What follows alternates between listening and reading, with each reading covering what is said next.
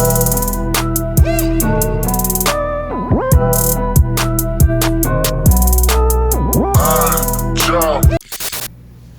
right, y'all, I got a gentleman sitting across from me. His name is Colin Chatman. He's actually one of the guys that's, I'm going to brag on you for a bit. He was one of my earliest connections, if you will, or relationships that I built once I transitioned from Muskogee, Oklahoma, where I was from 2011 to 16, all the way out here to Oklahoma City. He's one of the first people to reach out to me, and we sort of became acquaintances, and now, dare I say, we turned into some pretty cool friends. Right. And let me read a little bit of your catalog, man. We're talking to a guy who has worked in the field of mental health for over 15 years. He's a certified life coach with emphasis for athletes. He's a partner of Persona Custom Clothing based in Dallas, Texas, or Plano, Texas. He has officiated basketball for 10 seasons. He's in his 8th season as a volleyball official. And I'm telling you, man, this brother, he's got his hands in a lot of stuff, and I'm learning more about him the more I talk to him. So, Colin, what's happening, bro? Oh, what's going on, man? Appreciate you guys having me here. I'm honored to be here, man. No doubt, no doubt. Well, here's where I want to start, because I always like to know where people came from. Where did it start for you? Where you from? Where's home? Give me all the bio of Colin Chatman. Home is on the east side of Oklahoma City. I grew up in the Millwood public school districts. Okay. Stayed there until the end of my sophomore season, and unfortunately, well, I don't say unfortunately, but yeah, I would say unfortunately because I didn't want to leave Millwood at the time. But gotcha. we had my parents had built a house in Forest Park, which of course is not in the district of Millwood. So after that, went to Northeast High School where my dear mother, who unfortunately passed away back in May of last year, was a counselor. Was a counselor there for over almost 20 years, I believe. For a long time, I should say. A long time. There you go. A long time. It's the easier way. Yeah, easier way. But since we were in the Midwest City district, I kind of knew some lot of people and kind of was a little uncomfortable with going to school with my mom, because my mom would just on me. On me. I mean, just stay. I mean, not on me, not in a bad way. But and then we finished up in Midwest City my senior year and graduated from there in 1993. 93. Okay. Yes. Well, was there much of a difference in those school districts, man? Because today, and this is today, I don't want to date you, but we're quite a ways away from 93, right? Oh yes. And what I see from a demographic standpoint, it looks kind of the same. Yes. Was it the same then from Millwood to Midwest City as it is now, from my vantage point? Well, how was it from yours? Millwood is basically the same. Okay. Basically the same. I'd like to say I haven't been there since '91, unfortunately, but from my observation, it still looks the same. Okay. But in Northeast, well, there's no Northeast now, but anymore. But I could say Midwest City, the demographics is totally different. Gotcha. Totally different. It was a lot more of us there now. I got you. Has basically kind of really taken over, the Middale School District. So it's different. It's different. It's kind of make it look like it's kind of another, not say Oklahoma City Public Schools, but it's kind of had that got a feel to it. But it's still diverse. Still has this diversity still to it. Gotcha. Yes. Now, were you an athlete growing up? I was. Unfortunately, injuries played a huge part in it, and plus, growing up, I was into music, still am, but not as much as I used to be. Gotcha. Played drums at church, played drums at band in school, and then, my mother was the only child, so ended up taking care of my grandmother, who's in a nursing home, who actually been in a nursing home all of my life. Right. So, in the latter years of her life, she had her legs amputated, well, one before the other, and then ended up passing my senior year of college. So that's where my college, so I didn't really get to have the full college experience that everyone has, like, staying boarding on campus. I commuted and was very fortunate, thanks to my dear mom, love you, Mom, for help paying my way for school. So I'm not in debt like a lot of these like me. I'm in debt right now. Just like a lot of these students now, unfortunately. Right now. And it's unfortunate that these had spent possibly the rest of their lives, getting out of that hole. And I'm very, very thankful for the support, the financial support from my dear mother and my father. Okay. Yes. And you know what? I'm looking at the transition that you made into into the field of mental health, and I'm interested in that because when I first graduated college back in 2011, that was the field of work that I went into. Yes. You know, as I was still working, trying to get my teacher certificate so I could become an educator. Yes. And I had no idea what I was stepping into, but in hindsight, it was, in my opinion, the best move that I could have made. Yes. It really taught me about building relationships with each individual. You know what I mean? Before you start teaching them, because they don't really care how much you know until they know how much you care. So, walk me through that experience going through more than 15 years in that field. Well, first of all, I went to I finished from University of Central Oklahoma after the fall semester of 1997 with a Bachelor of Science of Community Health with a minor in sociology, and my intent was to get into pharmaceutical sales. And how that happened was I used to play pickleball a lot at Northside YMCA over there on Brittany Penn, right there next to Cassidy. And there was a guy there who would come in there in suit and ties and come in suit and ties, put his basketball clothes on, and then as soon as he get done, would put with shower and put his work clothes back on. I was like, man, what do you do? He says, man, I'm a pharmaceutical sales. I'm like, that sounds interesting. Well, how can I get in the field? Well, he said, man, it's a very, very tough field to get in. So what happened was I had an internship with the Oklahoma State Department of Health, and one of the executive directors there at the time had a proven track record of getting new graduates college graduates on into pharmaceutical sales. Well, guess what? 2 months before I graduated, he passed away. So that was and I tried to get into it, even use him, my guy that I was playing basketball with and against at Northside YMCA, and it was just hard to get into. So that fell through. But in the meantime, I got into this, and which turned out to be a blessing in disguise up until funding cuts started happening here in Oklahoma, and that really kind of really messed things up. And of course, I worked full time up until 2008, I believe. Yeah, 2008. And after 2008, I started contracting out. I even worked a federal grant program called the Access to Recovery, and that lasted for about 2 years, I guess, from Barack Obama's some initiative that he was doing. And I did that for about 2 years until that grant, expired, and unfortunately did not get renewed. But I worked for, like I said, full time, and then after that became contracted, for 5 or 6 years after that until the funding really hit. And then after that, I just really started doing other stuff and started focusing on other things like my basketball refereeing career, and then got into volleyball, and then stuff that started really happening. But I'll say that I use that experience now because now with life coaching now we'll transfer to, but it's helped me into that. For sure. Get into that.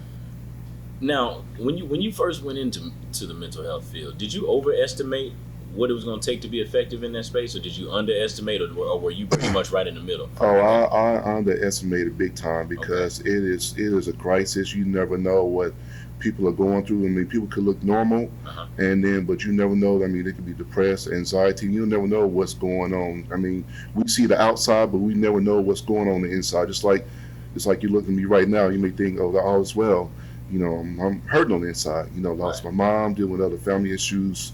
Working on still transferring stuff and handling stuff from after my mother's passing, and looking after my 82-year-old father, and then working on my other transition on my next phase of my life of hopefully moving to Frisco, Texas at the end of the year. Right. Yes.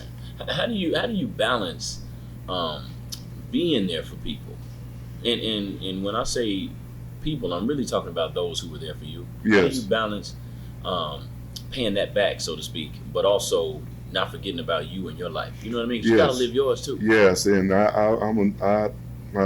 really find myself a real kind-hearted person, but sometimes I find myself being too kind-hearted, where I'll actually forget about myself and neglect myself and my family.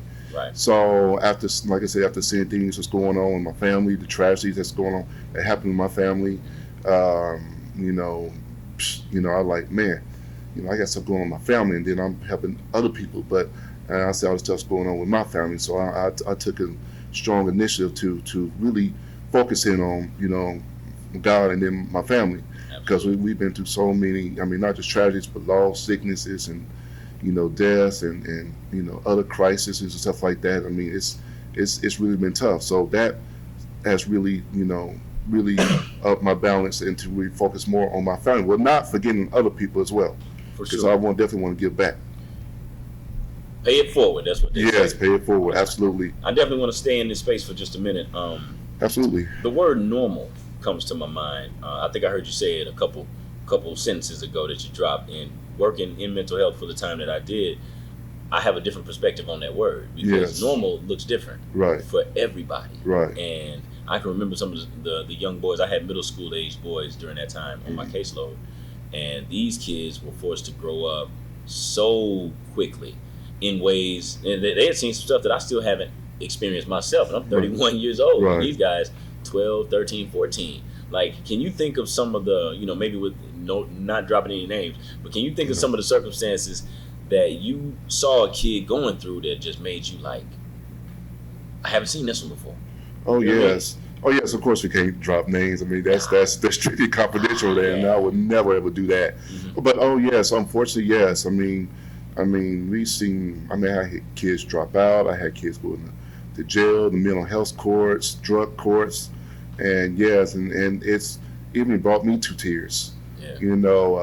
It really brought me to tears, and man, I mean it's so many, because I work with all demographics from kids to adults to geriatrics. I mean to our seniors, and yes, I mean it's so much to say, but it's really so much to say, but it's hard to get into, because it gets me emotional just thinking about it. I feel that. I feel that. Well, I won't beat on you too bad, but I do have one more I want to ask, because I think anybody who's any good at what they do, they take some of it home with them. Yes. I don't think there's any way around it. If it's a switch you're able to just flip on and flip off, I have questions about your commitment to it. You know what I mean? So if there's a way that you can think of that you would sort of force yourself to decompress once you would leave the work facility, to where you have to leave all that behind you, at least for the next however many hours until you clock back in, and just be Colin, the regular guy, focus on his own stuff. Like, did you figure out a system on how you were able to do that? Yes. First of all, I play drums, and sometimes I may have drums up in the house. Sometimes I go to church and play and just practice. That's the way to decompress. Sometimes I just go to the gym and work out. Hang out with my friends. Maybe one time, at that time, I was in a relationship. I haven't been in a relationship in years now, but there's been time with other people, and oh yes, I always find a way to decompress. Go in and listen to jazz. I mean, at the time, man. My pop's a big jazz guy, so I took some of that. And speaking of, at that time, was my guy Wayman Tisdale, who's, good Lord, has been deceased now for 10.5 years. Right. And I would throw his music on, and he has a song on his gospel record, and talk about, it's all right, it's okay, hold your head up, keep the faith. And I would turn that song on and just listen to it. And another good friend of mine, who's used to be a client of mine from a previous music e-commerce business, Arlington Jones, has this record. I mean, so just a lot of jazz. It's just a lot of stuff that's. There's so many ways you can decompress, but yes, I have to, or I'll lose my sanity. That's right. Yes. That's right. And it's hard to give what you don't have. Right. So you gotta make sure we fill that tank up every day. Oh yes. Now, compare your work in that field to your work as a life coach. In my mind, those are similar, but I'm not sure. Yes. To that, you would say what?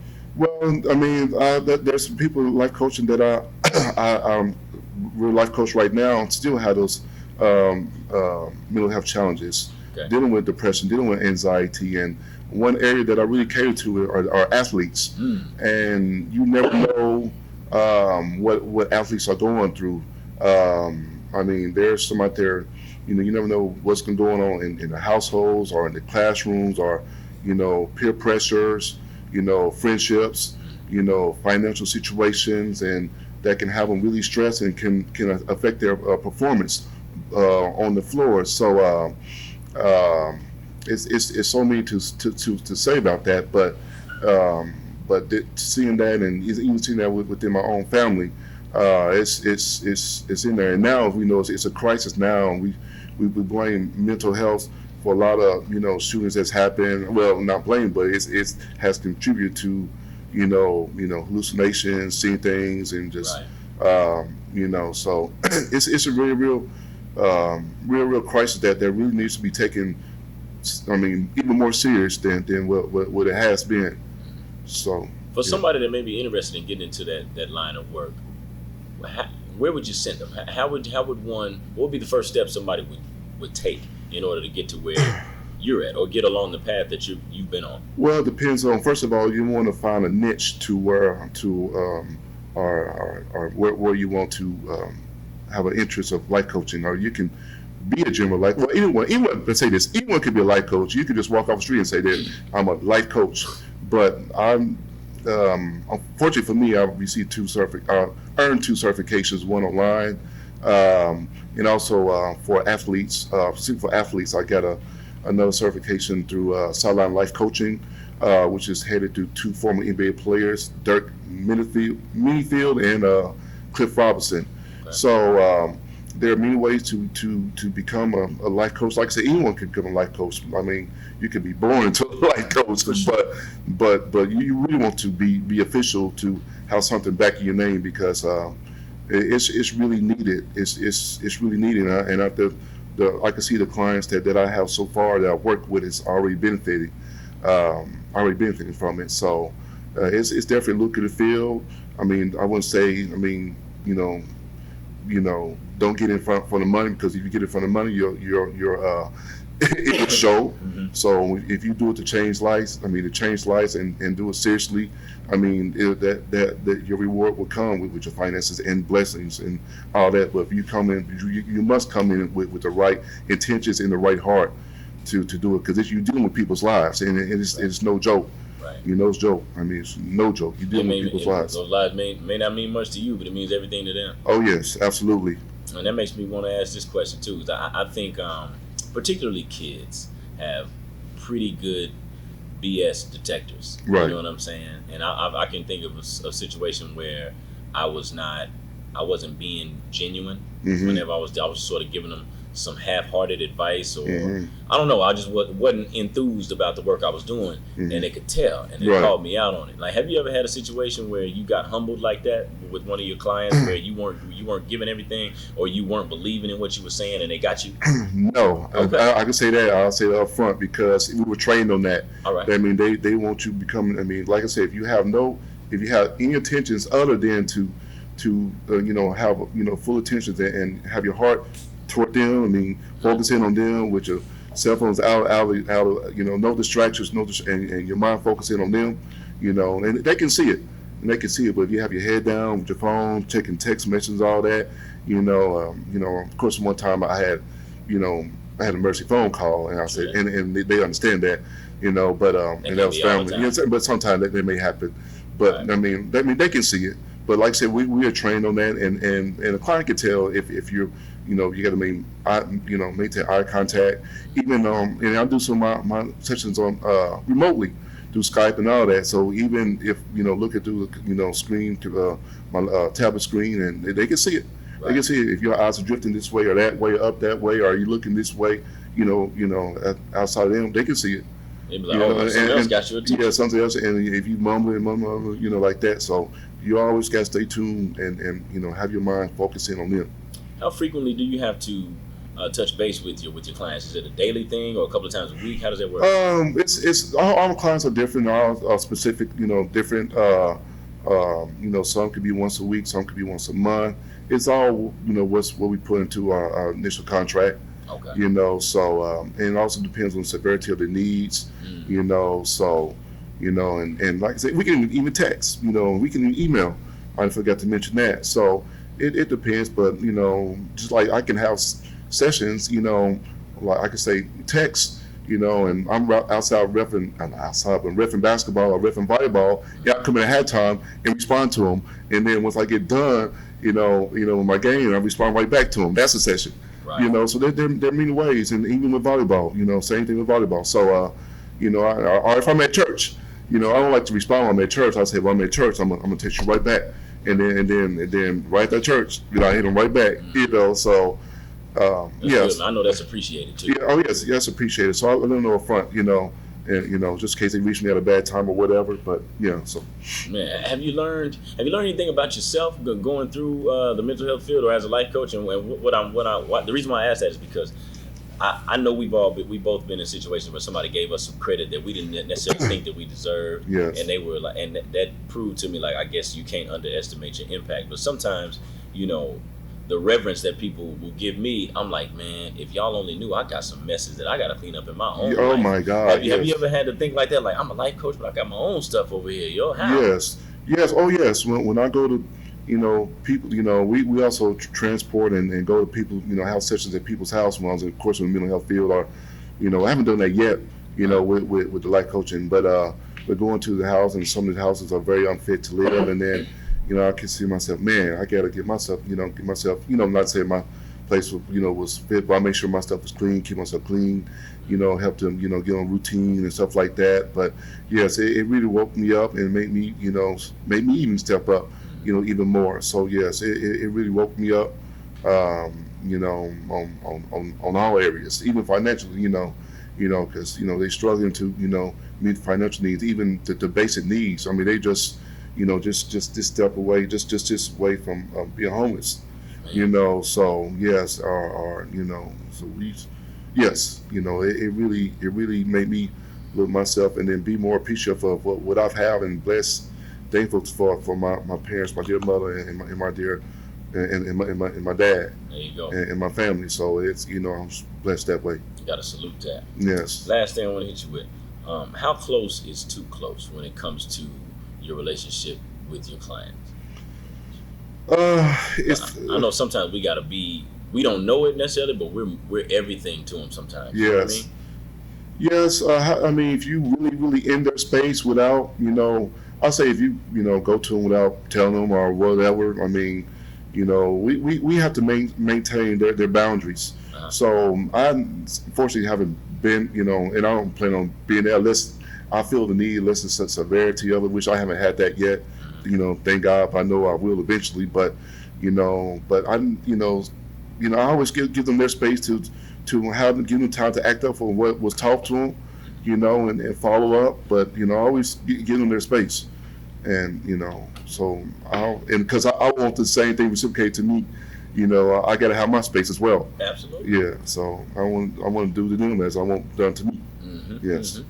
Now moving to another chapter. Yes. Officiating. That's the vein in which I met you, because I've been coaching basketball for the better part of the last decade at this point, getting close to 10 years. Yes. And I met you between 3 and 4 years ago, roughly. Yes. How long did you say? This is your 10th season? Yeah, this is my 10th season, yes. Okay, so what made you go that route and choose basketball, which is my favorite sport, by the way? I got no problems with that. Well, like I said, when I mentioned about, Wayman Tisdale, in fact, I forgot to mention earlier about Wayman Tisdale, I wore this hat in this honor because a month before he passed, he was honored, by the Thunder, and he wore this same hat, this same, not the same exact hat, has another one, but wore the same hat exact there, and that was the last time I saw him, and these are Jordan hats, so I want to say that, but talking with him, I was like, man, and of course he's from OE, I'm like, that was some BS officiating, man. You like, man, you need to get in and start reffing. Like, are you kidding me? He's like, yeah, man, go ref, man, go ref. So I'm like, man, and every game I kept seeing that, that's some BS, man. And I'm out there. So, and then I said, but you okay, you go out there. I said, okay, man, I'll go do it. So, and that started, and then I said, well, I'll just go ahead and dive into it. So I ended up reaching to a couple of officials, and one guy in particular used to go to our church, Reverend Tyrone Bunch, and who's of course officiates high school and college men's, and he's like, "Are you?" And so he put me to the side where he was a preacher. So of course I played drums at my church, at Great Mile Baptist Church. So he said, let's talk at the church. So he put me to the side. I said, man, okay. They say, look me in the face, and man, are you ready for the fans, man? Because they gonna get on you. Hey, man, they was like, can you handle it? Are you at this skin? I'm like, man, come on, I got this, man. I got this. I got this, man. So I went out there and went to the training, and I said, okay. Well, when I got there, I was a deer in the headlights. Like, what is this? And I'm like, and then, boy, and then the first couple of years, I wanted to stay on the table bench side. I didn't want to go on the side where the fans were, man. And they would let me have it, man. They would call me out every name in the book, outside of the child of God. But it turned out to be a blessing. And then I got into it because I officially, while like I said, my last relationship, she was working downtown, and then the referees were staying downtown. I can't say the hotel, but sure. I just happened to, I wanted, get out of the way. I got you. So we was eating there, and I met a couple officials at the buffet downstairs. I'm like, and they were right behind us. I'm like, don't you ref in there? You said we got the Thunder game tonight.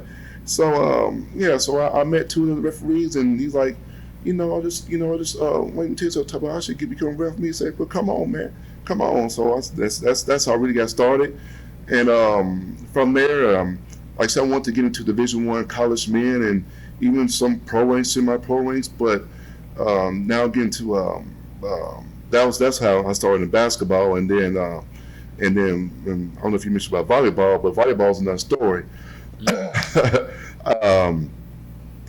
From basketball camps, I got a bit of report. Well, basketball season, I did a report with one particular official. I won't name her name, but we came very, very close. And then so she assigns volleyball. So she came to me doing basketball camps, like basketball fishing camps, and we need volleyball fish. I'm like, volleyball? Right. That's exactly what my face would have done. I won't do any effing volleyball. Straight up. Did you know anything about the game at that point? Man, the only thing I know about volleyball is playing from church picnics that we used to have at church and recess at Millwood, growing up in the elementary. Straight up. And then she came to me as I went to the same basketball camp. She was there, and she was like, "Man, we need volleyball officials." And she came, struck my shoulder, and said, "I need you, I want you." I said, "Okay."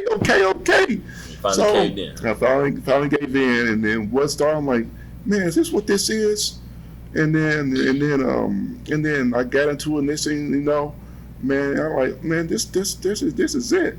And I will say one more thing with that. It kind of turned me on into volleyball more is because of when the seasons are. In volleyball, the school seasons are in the fall. And basketball seasons is in the wintertime, and right, so they're back to back. Yeah, they're back to back. But like I said, for basketball, to get a certain level, you have to travel, and cold weather, and you don't know what the weather's gonna be like. And I have to mention this since you coach in Millwood. I'm from Millwood. I had a basketball game. I remember, I think it was December 20th, 2013. On that same day.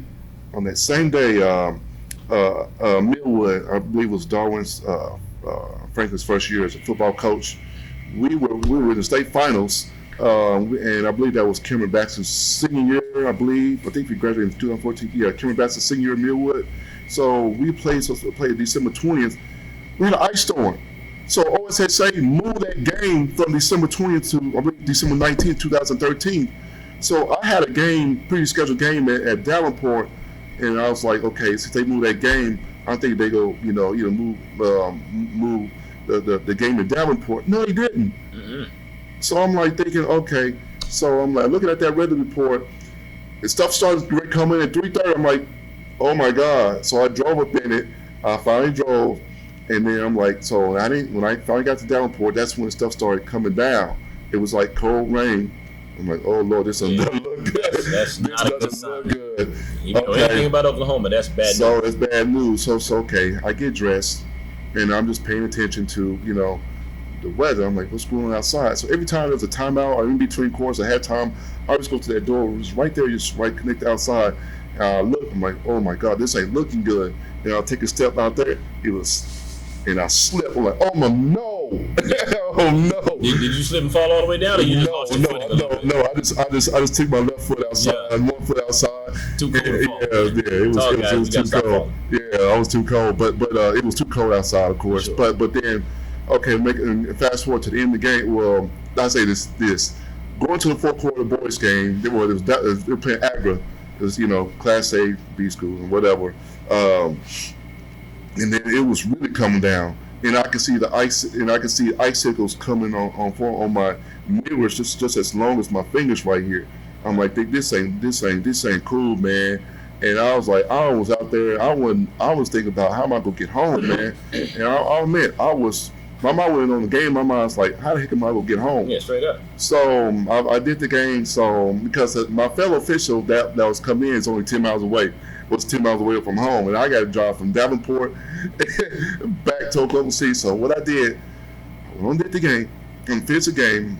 I just prayed to God. I'm like, man, get me home, please. So I instead of getting on Turnpike, I got on Route 66 on that 2-lane highway. Lord knows I was on 2-lane highway, man. How slow were you going? I was slow, man. I was going like maybe 25 miles an hour because hitting the curves, I mean, going straight was cool, but hitting the curves, I mean, I'm like, you had cars going, like, whoa, man, when the cars going and you go this way, that's an uncomfortable feeling. Listen, even when it's a sunny day, I still don't like it. You know what I'm saying? Yeah, I can only imagine your circumstances. Yeah, again, so I make a long story short. I mean, I dodged all these curves. You go a few hills. I was nervous wreck. And fast forward, I finally get to I-35 and 2nd Street. I'm like, okay, I got it. I got it.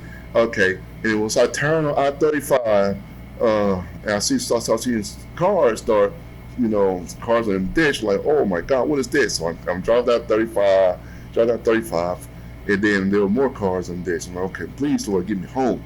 And then once I got to my exit off of I-35, I say, okay, I'm almost, I ain't gonna say specific exit. And once I got on my exit I-35, I'm like, okay, I'm only a mile and a half away from my car. I gotta go 2 more hills. And I finally I made this steep hill, the first steep hill, and finally make that through. I said, oh, so I gotta go to my neighborhood. I gotta go to my neighborhood. So I go to my neighborhood, which is rough. It was rough. So I finally got to my neighborhood. So once I get to that last turn, which is pretty hectic, not well, you got to go up just a little bit. Yeah, residential streets are the worst. Yeah, residential streets, and then so I was spinning. I finally got through, and I made it over to that curve. And then once I got to my house, I said, okay, let me get to my driveway. And once I got to my driveway, I finally opened the garage. I got in there, and once I got in there, boy, I was screaming and hollering and thanking God, man. I will ever forget that day. And then once I got out of my car, I could see ice. I mean, my car was just iced up. I mean, like I said how these icicles are on my car was still on my car in both mirrors. I looked out. Icicles on. You can see the front. There were icicles on my front. Oh, yeah. I'm like, man, I was just thanking and praising God. I said I would never ever do that again. So I said when I get inside the game, basketball game out of town, like I'm gonna put if it weather permitting. So that's what another made my decision to go from to put all my efforts into volleyball and then. You said that to me a couple of months ago, and I hadn't realized that I hadn't seen you in basketball gyms reffing basketball games. Not much. Yeah. You said, man, listen, I pretty much declared exclusively, for lack of a better term, that you were going to ref volleyball more so than just basketball. But let me ask you, from an officiating standpoint overall, like, what would you say is the most challenging part of it? Is it dealing with rowdy fans or dealing with rowdy coaches? Well, first of all, you got to do it yourself. I mean, yourself, because you got to be mentally and physically into whatever sport, any sport. It doesn't matter, basketball, volleyball, whatever sport you're dealing with. You got to deal with yourself first. You got to be prepared. And what I will say this, reffing a tournament. I won't say the school, I won't say the tournament. But years ago, I was reffing a tournament on a Saturday. I was reffing a boys team. The first set, 10 o'clock set, which means that the team lost both games. So I remember reffing that, and that's the game. Nobody want to be in from a competitive. Yeah, from a competitive. So I remember reffing that team, and then so that coach was like, "Time out, Colin." So I said, "Okay, coach, what you want?" I was like, "Colin, can you help me tell my team to stop turning the GV ball over?" I said, "Okay, so give me 30." So okay, they lost that game. So I go to that same school on Tuesday. That I heard that coach got fired on the bus ride back to the school, and so that made me think right there that we got to get we got to get ourselves mentally. But as far as coaches and fans. You know, I say fans because they sometimes they take it too a lot of times they take it too far, and which caused the I say a national crisis with shortage of referees. And it's really that bad.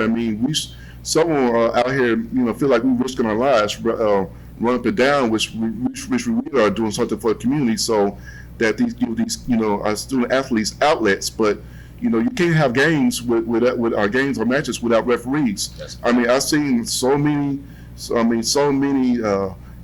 games and matches not being played because there's no referees available because of shortages. Yeah. So parents really need to really think about that, and it could cause some careers to happen because if there's some games we play, so you can't have teams, so that you may find another field of work in or something. That's I feel like something else is going to really happen that cause that another 911 crisis to happen, and we don't want that. No. So at the end of the day, it's just a game. Yeah, in the game, it's just a game, man. And one day that for basketball that ball goes.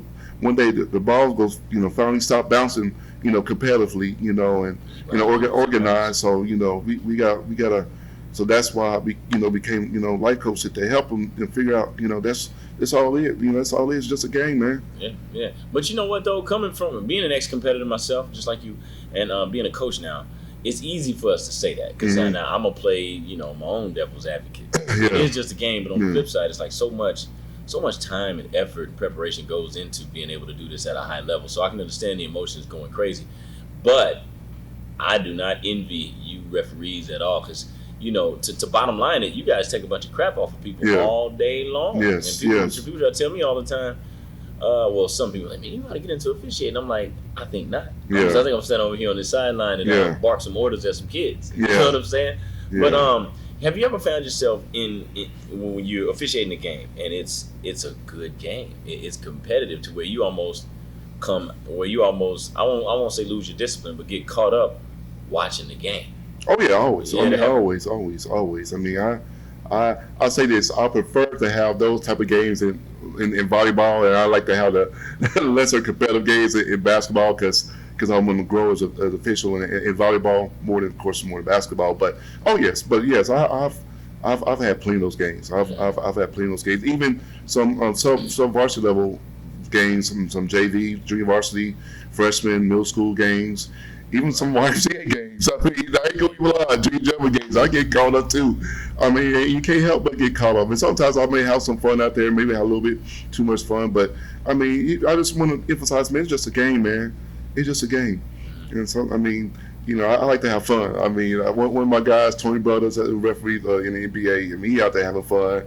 He's out there, messing around and having, put a little extra on his mechanics, for and. Little Jordan Crawford, block, and stuff like that. We all get caught up in the game, and I'm out there also encouraging the players as well. And I say, good pass, man, good shot. I'm out there encouraging them. I get called, man, good defense. Stuff like that. I ain't tell coach, good play call every time out. I was out there encouraging as well, man. So, so I'm not just out there. Referee. I'm also observing for my life coach as well. So getting back into that, so two things to work, repping and also observing. But yes, I get caught in watching the game and enjoy the game as well. That's beautiful, man. Now, when it comes to meeting and getting everybody on one accord, obviously in basketball, I always go there because that's the only sport I've got experience in when it comes to coaching. There's always a captain's meeting.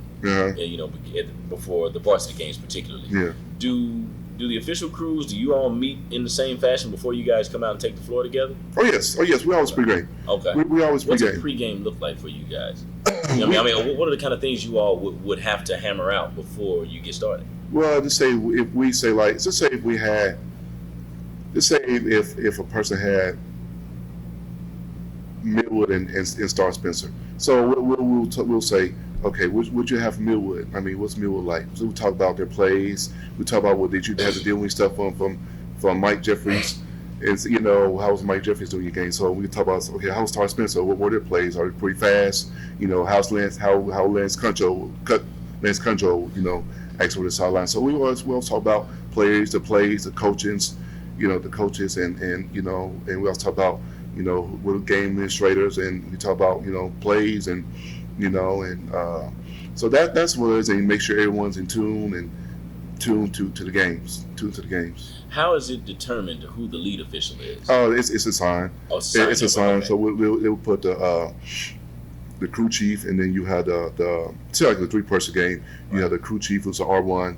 You have the U1, which was the second, and then you have the U2 if it's a 3-person game. But if you have the 2-person, just be an R and an umpire. The U1, I say umpire. U stands for umpire, but then you had a U1 for the umpire 1. All right. Can you remember your first big game in either sport, whether it's basketball or volleyball, where you're a part of a crew and you're the least experienced one on that crew? Oh yes. Well, I could say, my very, very first varsity game, I think it was second, third year, and I was reffing with Stan Colbert, I think his name was, Big Stan Colbert, and I was at Seventh Face South, and they was playing some private school from Tulsa, and I was like a deer in headlights. So I was nervous. That was my very first varsity game. So my very first varsity game, of course. And yes.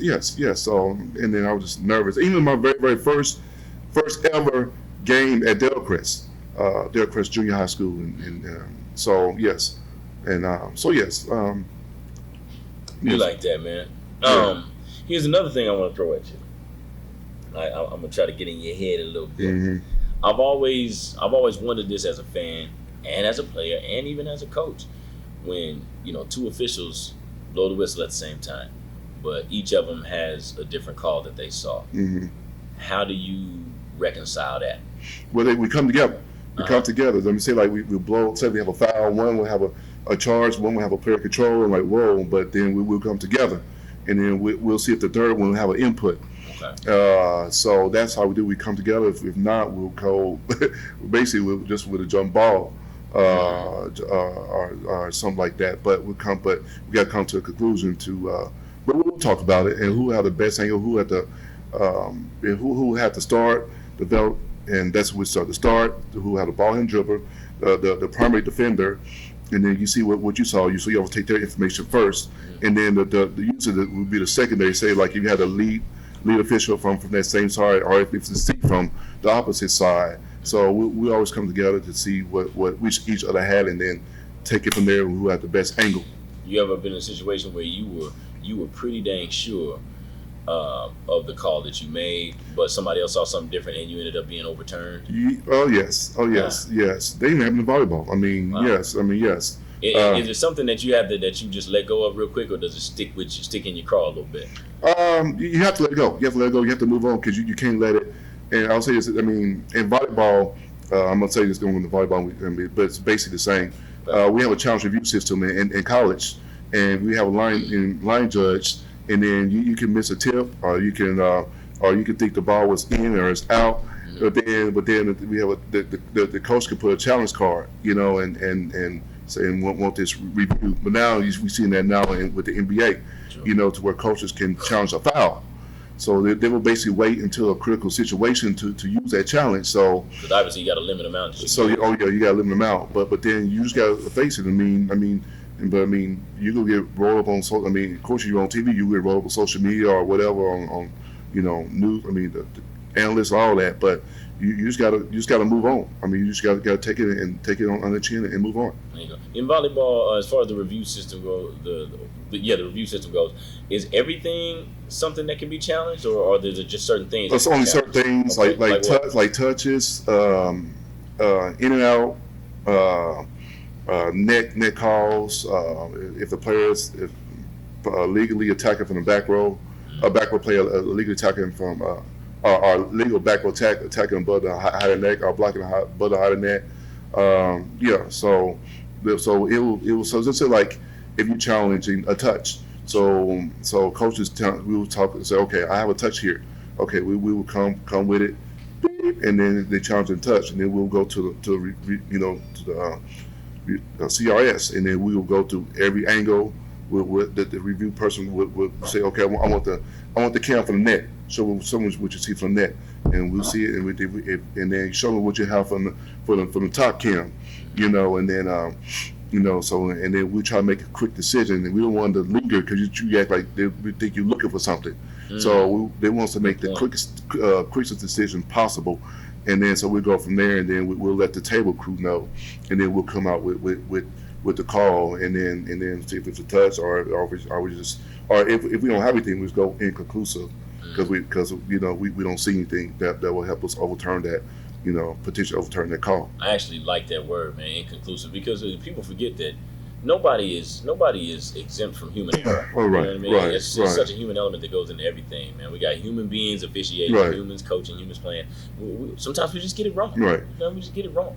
Now, the last officiating question I want to throw at you, or really, maybe it's an officiating question. It's really a fan question. But since you are an official, I'm gonna shoot it to you.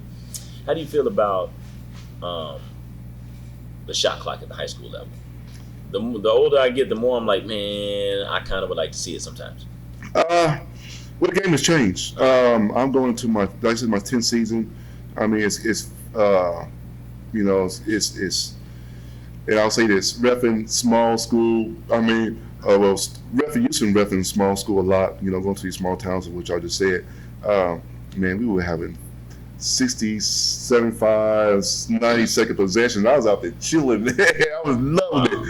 But coaches, here are begging for it, because it will speed the game and kind of get those who are going to the next level used to it, So, but I can see in some instances that is needed, But for us as officials, man, we will have to work as hard. Fine with it. Less possessions on me, but I can. Yeah, so that's all I can really say. But it's good either or. But as a fan, I would like to see a shot clock. I've been a fan these past 2 seasons. Following my baby cousin Kiera Neal at Santa Fe, those girls. But I was saying sometimes watch the boys, and there's sometimes and sometimes they will have some long possessions that I'm thinking, okay, sometimes take a long time to get into the offense. They still trying to figure out, okay, what you want, and they still looking back, and it still it will take about 20 seconds before they start the offense, 15, 20 seconds before they start the offense. Yeah, so wow. Yeah, so from that standpoint, I'm pretty sure it was like, all right, yes. Shot clock, please. Yes, got you. All right, now we want to redirect to a new chapter, the last chapter. Yes. Talk to me about Persona Custom Clothing, man. I'm interested, dog. Yes. How did all of that come about? What is it? What's your role? Take me there. Man, first of all, thank my guy, the CEO, Mr. Derek Robinson of McKinney, Texas, for bringing me in as a partner. He founded the company in 2012. And it was just a situation that, because I plan on, relocate down there to Frisco. And I just happened to see him, and it's because we have mutual friends. And I was like, this looks good. And I saw him on LinkedIn, and like I said, we have mutual friends. And we hooked up on there, and then I'm like, how can I become a part of this? And then so he brought me on, and because I'm an entrepreneur, a serial entrepreneur, you always want to have that style, and then the first impressions are your only impressions nowadays. Yeah. So you want to have that look. So I just don't, and I want to be different than just your average person. So, and speaking of, that's one of these shirts that I have on now. The shirt. The shirt that we actually made for Dougie Fresh with his "Here We Go" lyrics on it.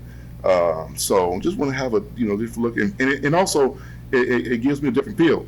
Gotcha. I feel it builds my confidence up, man, because I never had any custom clothing in my life outside of my mom monogrammed a few shirts with my name initials on it.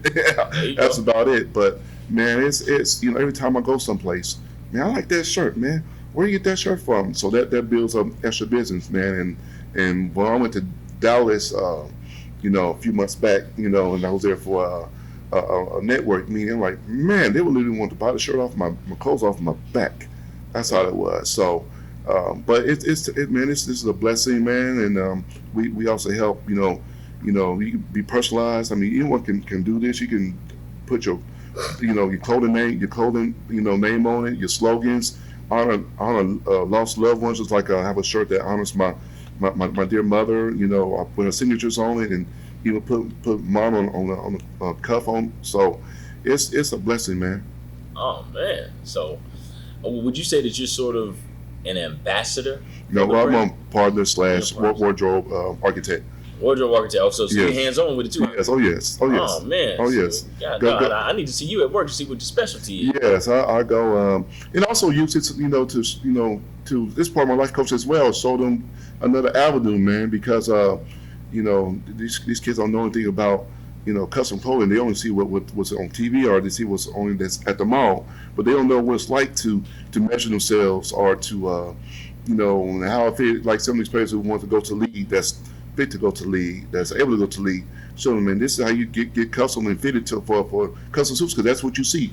That's what you see. Everyone that you see, getting drafted, just say like Lamar Jackson, the year that he was a Heisman finalist twice, but the year that Baker Mayfield won the Heisman, he was in our threads. He was in our threads, Lamar Jackson, but the year that he won, he wasn't. But yeah, so You guys have a signature look to it, to where you can see something like, oh, that's us right there. Oh yeah. Like that. Huh? Oh yes, absolutely. And we watch, like, Michael Evans, a client of ours, so we see him just about every week, every Sunday on NFL Network, NFL Game Day with our threads on. Like, that's us. Yes. Man, that's got to feel pretty gratifying. Oh yes, absolutely. You know what I mean? And then you coming in contact with some pretty known and notable individuals. Oh That's yes. fun too. Oh, absolutely. Making some acquaintances. Oh yeah, very much so. I do it on a daily basis. That's what I'm talking about now. What was your first piece of work that you put together that was yours primarily? You know what I mean? When it comes to the architecture, was it a T-shirt? Was it a suit? Which one was your first project? But like I said, honor my dear mother. Mm-hmm.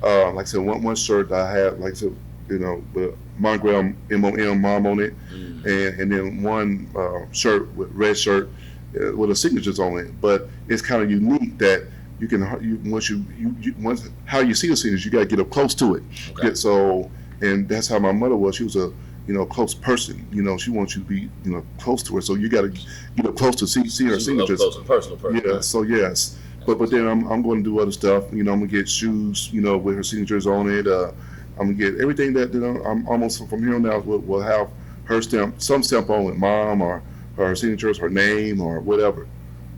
So that's it. But I'm doing a lot for my mom, man. That's awesome, man. And now I get a Nobody chance. can argue with that. I get a chance to really do it with this, man, because that's my mom. She really deserves it. Beautiful thing, man. But lastly, where can we find you guys? You got a website? You got social media outlets? Absolutely. Go ahead and Yes. plug yourself all right here right now. Yes, our website is first of all, our old website. Well, you can go to us with www.personacustomclothiers, but it will link you to our new site at www.thethestanostore.com, to where you can go in there, see what ready-made pieces that we have. And also, you can go in there and make appointments, or you can either go face to face, particularly those that are in the DFW area. Excuse me. And speaking of, we are housed at. First of all, we were in Addison.